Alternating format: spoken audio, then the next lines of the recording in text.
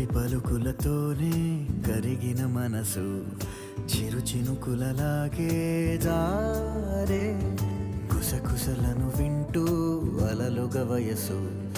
పద పదమని తీరం చేరే ఏ